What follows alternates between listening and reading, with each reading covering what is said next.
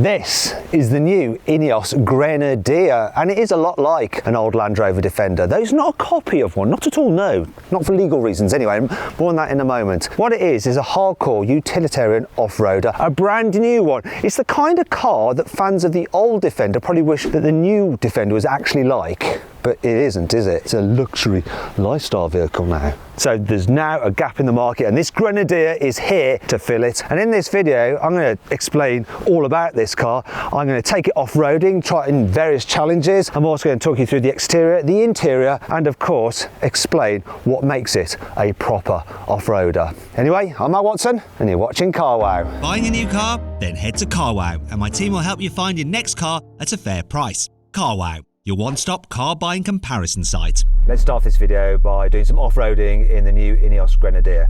So I'm going to drive up this slope. It's not the steepest slope, but it is pretty slippery. So this is going to test the car's ability to put its power down.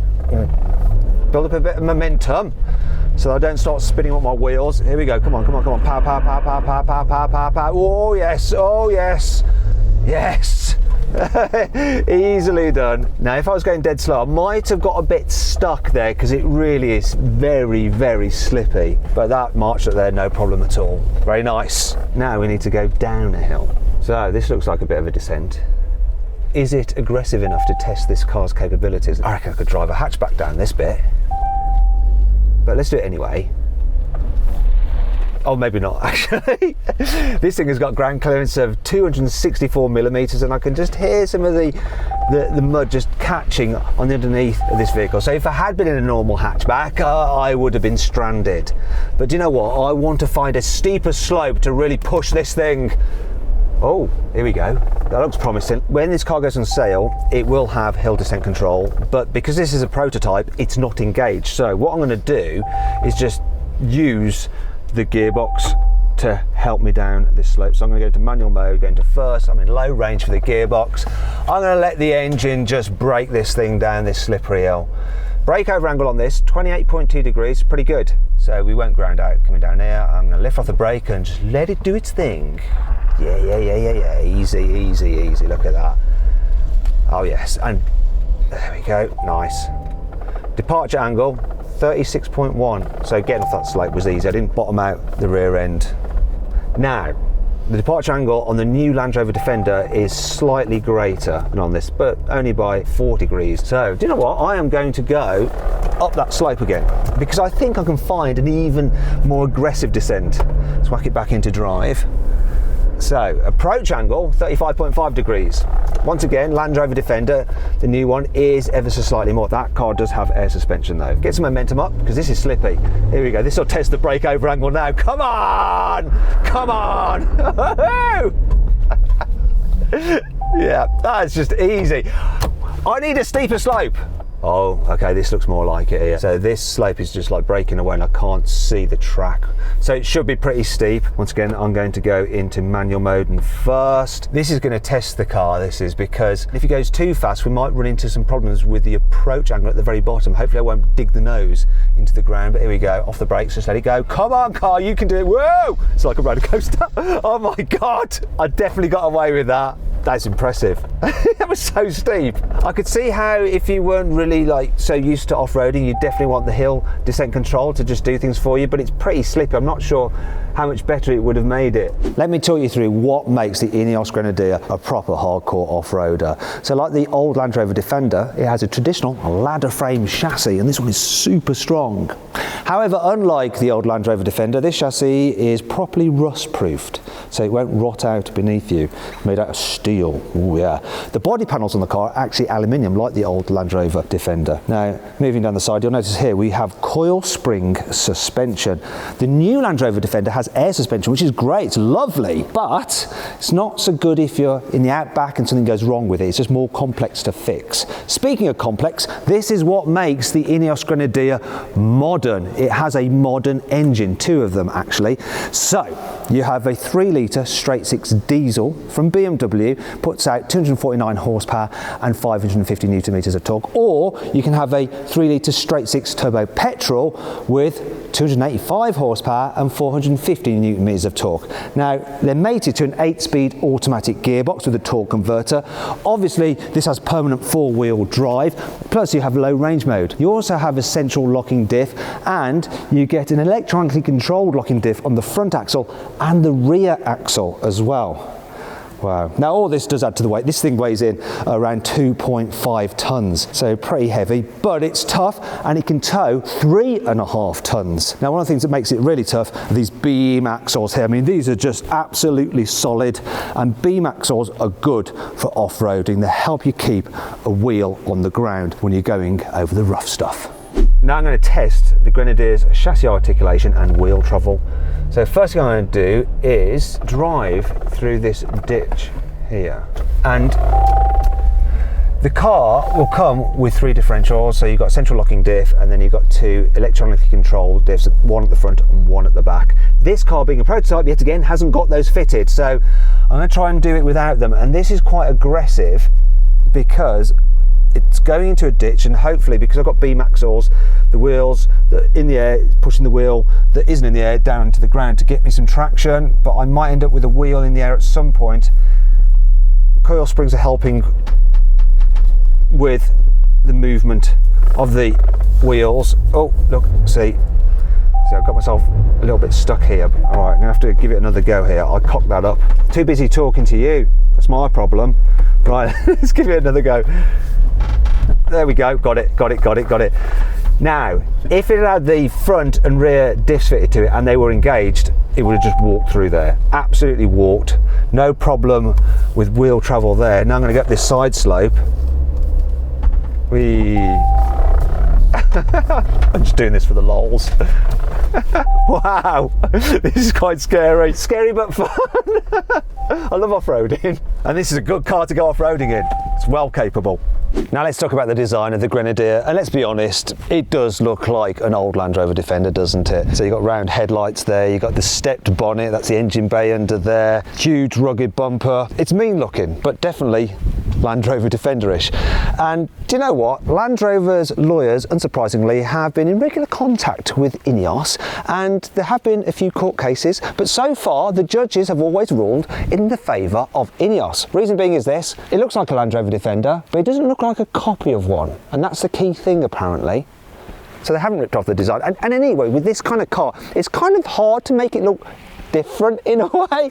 Obviously there are bits that are Land Rover, such as the curved shoulder line, but yeah, you want a rugged off-road, it's going to be this kind of square shape, isn't it? Because you're going to want a steeply raised windscreen, you're going to want big areas of glass, you want it to be slab-sided, you want huge wheel arches, so you've got lots of wheel travel, you don't want massive alloy wheels, so 17s or 18s, you want to be able to fit it with big knobbly off-road tyres, you want chunky bumpers, you want cladding, you want all this stuff, and you end up with this sort of shape. Now there are things added to this car which are really clever. So you've got these tie hooks here and here, so you can mount things off it. You've got rugged, easy to operate door handles, chunky, solid feeling doors. Here at the back, you can fit accessories such as ladders and stuff. You can get snorkels for the front if you want to go through deeper water. But then there's some real modern bits, such as you've got like these LED lights at the back. Obviously, if you want a proper off-roader, you need a proper spare wheel, so you can get one mounted on the back of the vehicle. Once again, huge chunky bumpers, big toe points there as well. But this is one of my favourite features about this, and it's not a rip-off of anything. I haven't seen this before, but look, a split tailgate for a side hinge tailgate. So this is really cool for if you're, I don't know, towing or you're parked up next to something. Side-mounted tailgates can be a pain to open in tight spaces because they swing out such a way. With this, you don't need to. If you just need to chuck some stuff into the boot quickly, you open this segment here. Brilliant. I love the look of this thing. It looks purposeful. The final thing I'm going to do is really put this car's traction to the test, because I'm going to drive through some absolutely horrendous mud. It's basically a little lake that's just turned into a quagmire. Now I could go through the watery bit if I wanted to illustrate the car's wading depth, which incidentally is 800 millimeters, so 100 millimeters less than a Land Rover Defender, but you know, still very, very capable. What I'm going to do though is go through this absolutely horrendous bit of mud. I've got to keep my momentum up here because this stuff is sticky, and it's a good job that I've got a nice 6-cylinder turbocharged petrol engine with plenty of torque, 450 newton meters, pulling me through this sticky mud, keeping the momentum up so I don't get stuck. The all-terrain BF Goodrich tyres doing the job of just like keeping this thing moving. Now I'm gonna have to power up here to get up it because it's absolutely horrendous. Come on, come on. Oh, come on, no. I cocked it up. I basically went off the bank, it bounced me to the left. That is driver error, utter driver error. Oh dear, sorry. Oh, that's so embarrassing. This is like the descent of shame, having to go backwards. What a moron. You watch this though now. So this is a real test because I'm gonna have to stop, which means I'm gonna have to start moving again. And that is the hardest thing for tyres to do in this kind of situation. So come on. Right, I'm gonna give myself a little bit of a run up. So I've got some more momentum.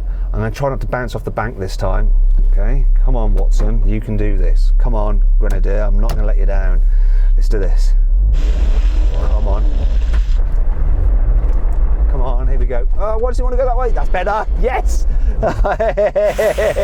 When you drive it properly, you can get up stuff like that. If you're an idiot, doesn't matter what vehicle you're in, you'll end up cocking it up.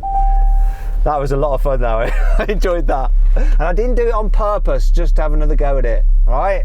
This is a capable thing off-road. Do you know what? It looks like an old Land Rover Defender, but it drives more like a Mercedes G-Wagon. That's probably got something to do with the fact this prototype is built in the same factory that they make the G-Wagon.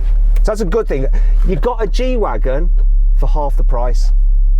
I've jumped out of the prototype vehicle and into a pre-production model because the prototype's interior wasn't finished. This is much closer to what the actual production road cars will be like. It's very much like the last generation of old Land Rover Defender, especially with this centre console here. One thing that is different though is the amount of room you've got in here. So in the old Defender, you're always like bashing your arm off stuff. This has a proper window ledge and it's quite nice material on top of there as well. And the design of the doors just feel modern and pretty good quality. Squidgy dash, nice steering wheel. There's actually two horns on this vehicle. You've got your main horn here and then a little quieter horn there for cyclists. Toot. Now I can't actually use the horns. They haven't revealed what they both sound like, but we'll look into that when I get the car in the UK.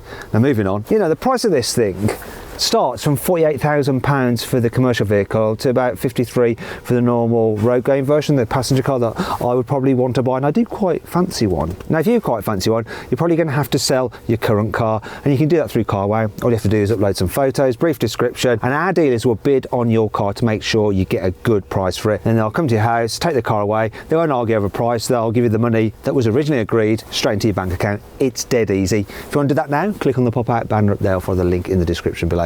Alternatively, you can do it at a later date by just googling "Wow Me Car Wow." Simple. Okay, let me continue about the interior of this car. So big infotainment screen there with lots of information. Actually, you can see the speedo is actually displayed there, a bit like on a Tesla Model 3, because actually this panel here actually just shows you warning lights and stuff like that. Bit of a shame that it doesn't actually have your speed, but there you go. This infotainment system comes from BMW, like the engine and the gearbox, and you can use it as a touch screen. But you know, if you're wearing gloves or your hands are wet and you can't operate the touch screen, don't worry, you've got the iDrive controller down here as well. And you'll notice, look, the gear selector there is very much a BMW gear selector, which looks a bit out of place with the more kind of rugged looking and traditional gear selector for the low and high range mode. Now, I was mentioning wearing gloves and stuff like that. That's why the controls on the center console are nice, big and chunky, so you can easily operate them with some big thick gloves on. And then there's some other controls up here, a bit like on an airplane. So you have things like for your diff locks and stuff like that, but also switches for your auxiliary items. So if you want to fit lights and stuff to the roof. Speaking of the roof, look at these. I like these little windows on the roof, these sunroofs, really cool. Really nice touch that is. And the driving position is really good, sit quite upright. You've got that short dash, nice vertical windscreen, great view out. You can see the corners of the vehicle, perfect for off-roading. And you've got practicality, so you've got decent door bins, you've got some cup holders there, you've got some storage under here. And look at this, a manual handbrake. Yes, which is handy for when you're off-roading, as it is a grab handle like that for your passenger to hold on to, and of course the handle to help them get in the vehicle as well. Seats are comfy, the material feels nice. Yeah, I'm impressed with the interior of this. Here in the back seats there's plenty of room, lots of headroom, knee room is all right, foot space is adequate. There is a bit of a hump here because of the transmission tunnel, but you should be able to fit 3 people in the back, yeah. And you've got a 3-pin socket there and some USBs down here. Yeah, I could go a decent distance in the back of this, no problem. Finally, let's check out the boot. So look at this. See, that split tailgate does make it a bit more practical, doesn't it? It's quite a jump to get in here.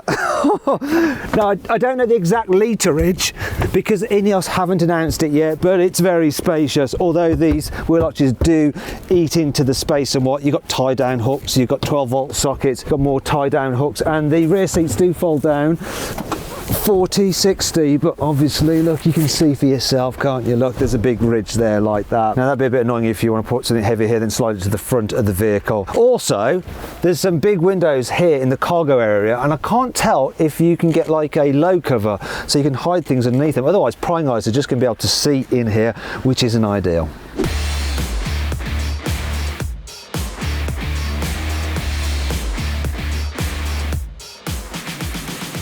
So then what's my final verdict on the INEOS Grenadier? Well, my first impressions are that it's really capable off-road. Also, it looks cool and it's nice, spacious and comfortable on the inside. I think this thing is going to be a huge hit with farmers, but also people who live in cities who want to cruise around in an authentic off-roader. I hope you all enjoyed the video. If you did, please give it a like. If you didn't, give it a dislike. Let me know what you think of the INEOS Grenadier in the comments below. Click on those windows there for some more videos, and on that box there to go to Carwow if you're thinking of selling your car. All you have to do is upload some photos, brief description, and our dealers will bid on your car to make sure you get a great price for it.